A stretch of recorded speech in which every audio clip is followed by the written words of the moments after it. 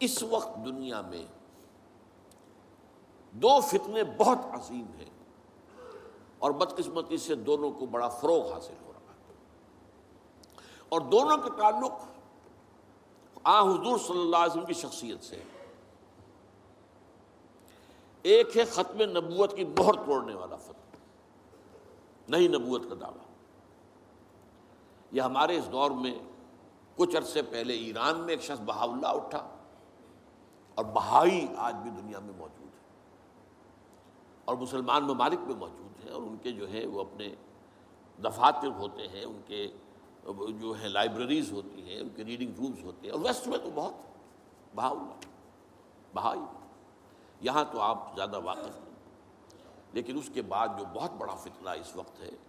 جسے مسلسل فروغ حاصل ہو رہا ہے ابھی، اور اسے وہ اپنی صداقت کے دلیل کے طور پر استعمال کر رہے ہیں، کیونکہ پوری مغربی دنیا ان کے پشت پر ہے، وہ ہے قادیانیت کا فتنہ۔ پوری مغربی دنیا، آج آپ کو معلوم ہے پورا مغرب لفظ جہاد سے کانپتا ہے، جہاد کو گالی بنا دیا، جہادسٹ۔ یہ گویا کہ ان کے نزدیک کسی کو کنڈیم کرنا ہو تو جہادسٹ ہے یہ۔ تو یہ جہاد، اس جہاد یعنی قتال کی نفی کی تھی غلام احمد قادیانی نے، اسی لیے انگریزوں کا چہیتا بنا تھا۔ اس لیے کہ ظاہر بات ہے کہ ہندوستان میں انگریز آ تو گیا تھا، لیکن اس نے یہ نوٹ کر لیا تھا کہ مسلمانوں کے اندر تو جراثیم موجود ہے بغاوت کے، مسلمانوں نے دل سے ہمیں تسلیم نہیں کیا۔ اس کی وجوہات تھی۔ ایک بات تو یہ تھی کہ مسلمانوں سے تو تم نے حکومت چھینی، ہندو تو پہلے مسلمان کا غلام تھا، اب تمہارا ہو گیا۔ تو ہندو کے لیے تو معاملہ چینج آف ماسٹرز کا تھا، آقا بدل گئے، یہ تو نہیں کہ وہ حاکم سے محکوم بنایا گیا ہو۔ جبکہ مسلمان حاکم سے محکوم بنائے گئے تو ان کے اندر تو لازماً ایک بدلہ لینے کا جذبہ، انتقام کا جذبہ، اپنا کھویا ہوا مقام حاصل کرنے کا جذبہ جو ہے وہ موجود تھا۔ چنانچہ یہی وجہ ہے کہ حضرت سید احمد شہید بریلوی رحمۃ اللہ علیہ کی تحریک چلی، اگرچہ بہرحال مشیت ایز دی، اور کچھ ان کی بھی اجتہادی غلطی سے وہ ناکام ہو گئے دنیاوی اعتبار سے، بالا کوٹ میں شہید ہو گئے، لیکن یہ ہے کہ اس نے ایک سور پھونک دیا تھا مسلمانوں کے اندر جہاد کا۔ ان کے بعد بھی طویل عرصے تک اس علاقے کے اندر انگریزوں کے خلاف جو ہے وہ جہاد جاری رہا ہے، مسلسل جاری رہا ہے۔ اور اس کے بعد آپ کو معلوم ہے کتنے ہی علماء تھے جو پھانسی چڑھائے گئے ہیں، جن کو جو ہے کالا پانی بھیجا گیا ہے کہ علماء نے اس کو جو ہے دارالحرب قرار دے دیا، اور دارالحرب کے اندر رہتے ہوئے مسلمان کے لیے فرض ہوتا ہے کہ وہ اس دارالحرب کو جو دارالاسلام بنانے کی جدوجہد کرے۔ یہی وجہ ہے کہ 20ویں صدی کے آغاز تک بھی ہمیں سراغ ملتا ہے وہ ریشمی رومال کی تحریک۔ میرے نزدیک جو 14ویں صدی ہجری کے جو مجدد تھے حضرت شیخ الہند رحمۃ اللہ علیہ اسیر مالٹا، ان کی ریشمی رومال تحریک جو تھی وہ یہی تھی، ایک تدبیر تھی، بہرحال وہ نہیں چلی، ناکام ہو گئی، یہ دوسری بات ہے۔ تدبیر یہ تھی کہ ادھر ترکوں سے کہا جائے اس وقت تک ابھی خلافت عثمانیت باقی تھی، یہ تو 1924 میں ختم ہوئی ہے، اور یہ میں بات کر رہا ہوں 1915 کی، کہ وہاں کسی کو بھیجا جائے کہ ادھر سے ترک جو ہے وہ حملہ آور افواج آئیں، اور ادھر افغانستان بھیجا جائے کسی کو، وہاں سے افغانستان سے مسلمان حملہ کریں، اور ادھر اندر سے ہم بغاوت کریں تو انگریز کو یہاں سے اٹھا کر پھینک دیں۔ لیکن بات جو تھی، پھر میں کہوں گا مشیت ایسی کا بھی معاملہ ہوتا ہے۔ حضرت شیخ الہند خود گئے تھے ترکی سے مدد لینے کے لیے، پہلے وہاں حجاز گئے، اس لیے کہ حجاز میں ابھی مدینہ منورہ میں ترک گورنر موجود تھا، ابھی جو ہے وہ شریف حسین جو تھا جس نے بغاوت کی تھی ترکوں کے خلاف، مکے پر تو اس کا قبضہ تھا، مدینے پر نہیں تھا، تو وہاں گورنر جو ہے ترکی کے خلافت عثمانیہ کے موجود تھے، ان سے ملاقات کی اور آگے جانے کا فیصلہ بھی تھا۔ لیکن اسی اثناء میں مخبری ہو گئی، اور شریف حسین والی مکہ نے، جس کی یہ نسل ابھی تک چل رہی ہے، یہ جو اردن کا بادشاہ بیٹھا ہوا ہے، یہ اسی کا پڑ پوتا سمجھ لیجئے، یا پڑ پوتا یا سگڑ پوتا، یہ وہ نسل ہے ہاشمی، ہاشمائٹ۔ تو اس نے حضرت شیخ الہند کو گرفتار کر کے اور چاندی کی تشتری میں رکھ کر انگریز کو پیش کر دیا، یہ آپ کا باغی یہاں پر آ کر اور آپ کے خلاف سازشیں کر رہا ہے۔ اور دیکھیے انگریز انہیں کہاں لے گیا، مالٹا، میڈیٹرینین سی کا ایک جزیرہ، بحیرہ روم کا، آخر ہندوستان میں بھی تو واپس لا سکتا تھا، ہندوستان کی کسی جیل میں نہیں۔ اقبال کے نفس سے ہے لالے کی آگ تیز، ایسے غزل سرا کو چمن سے نکال دو،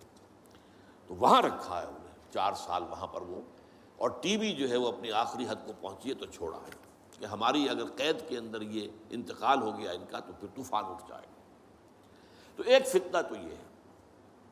جو ختم نبوت کا، چونکہ اس قتال کے خلاف فتویٰ دیا تھا،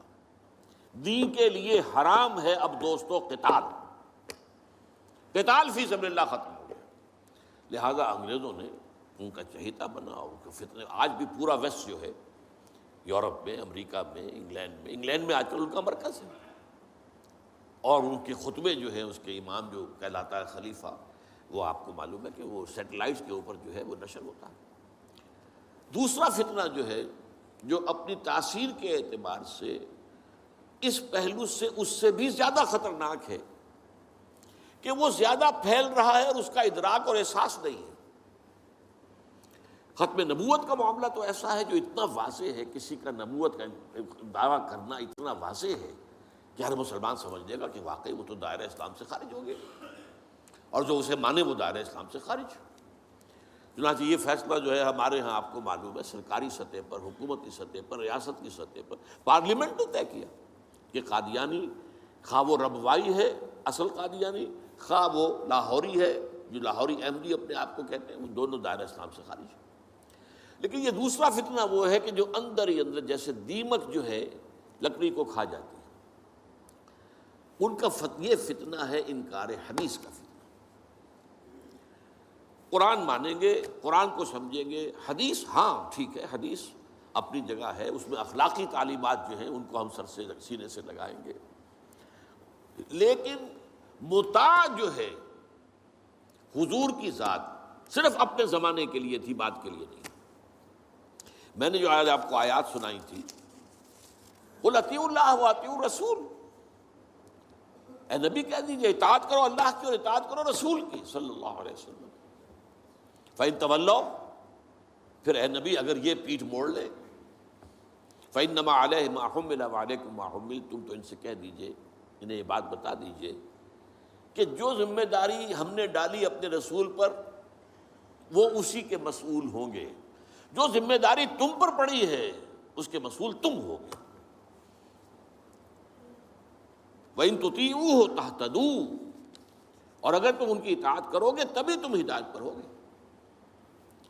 دوسرا سورۃ تغابن کی آیت میں نے آپ کو سنائی تھی، وَأَطِيعُوا اللَّهَ وَأَطِيعُوا الرَّسُولَ فَإِن تَوَلَّيْتُمْ فَإِنَّمَا عَلَىٰ رَسُولِنَا الْبَلَاغُ الْمُبِينُ،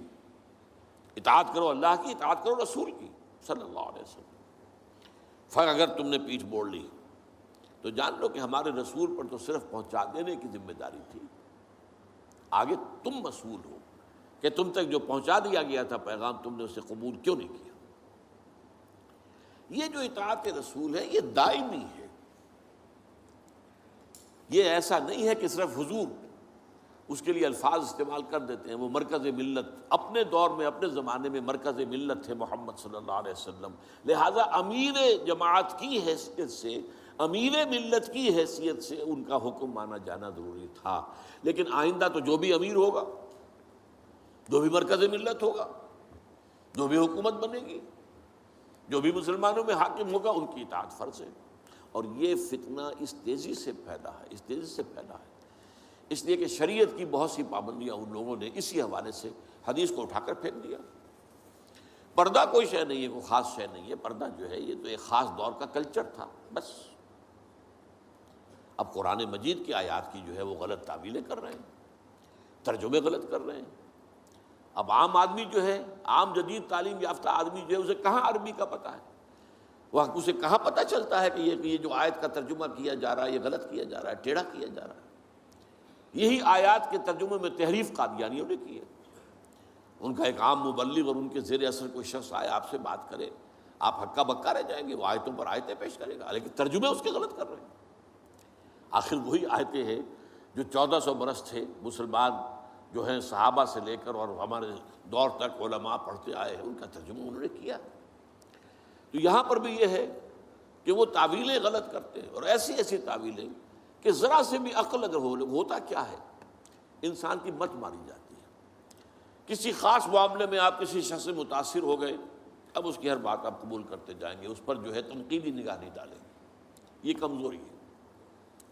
چنانچہ ایسی ایسی تعویلیں بھی ہیں کہ یہ قرآن مجید میں جو آیا ہے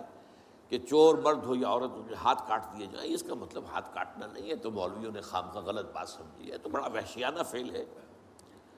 اس کا مطلب یہ ہے ہاتھ کاٹ دو، جیسے کہ کبھی والدین کہتے ہیں اپنے بیٹے، بیٹے تم نے تو ہمارے ہاتھ کاٹ دیے، یعنی کوئی معاملہ ایسا ہے کہ تم نے ایسی بات کر دی ہے کہ اب ہمارے پاس کچھ نہیں رہا، کوئی چارہ کاری نہیں، تو گویا کہ تم نے ہمارے ہاتھ کاٹ دیے۔ تو ایسا معاشرہ پیدا کر دو کہ چوری کی ضرورت ہی نہ ہو، بس یہ ہے ہاتھ کاٹ دینا، معاذ اللہ۔ حالانکہ قرآن مجید اس کے بعد کہتا ہے جزاء لما کسبا نکالا من اللہ، یہ جو سزا ہے اللہ کی طرف سے اور ان کے کیے کا کرتوت کا بدلہ ہے، یہ بات کہی جا رہی ہے۔ تو یہ جو ہے ایسا نظام قائم کر دینا، یہ کوئی سزا ہے، یہ کوئی عبرت کی بات ہے، یہ تو بہت اچھی بات ہے۔ لیکن یہ کہ وہ لوگ جو پرویز غلام احمد پرویز، عجیب بات یہ ہے کہ پنجاب نے یہ دو غلام احمد پیدا کیے،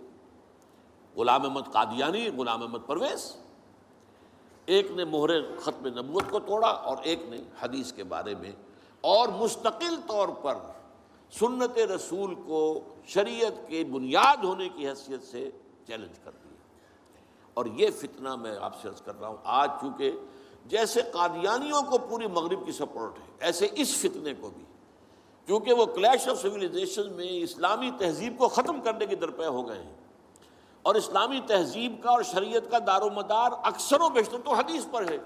سنت پر ہے،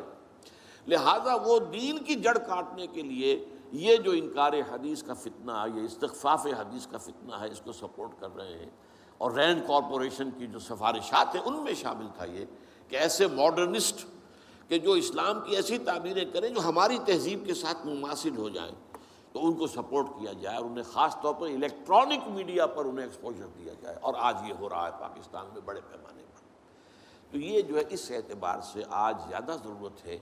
کہ ہم حدیث نبوی کا مطالعہ کریں، تاکہ اس کی عظمت جو ہے وہ ہمارے دلوں میں جاگزیں ہو جائے، اور حضور صلی اللہ علیہ وسلم کے ساتھ ایک محبت کا اشتوا جو ہے رشتہ مضبوط ہو جائے۔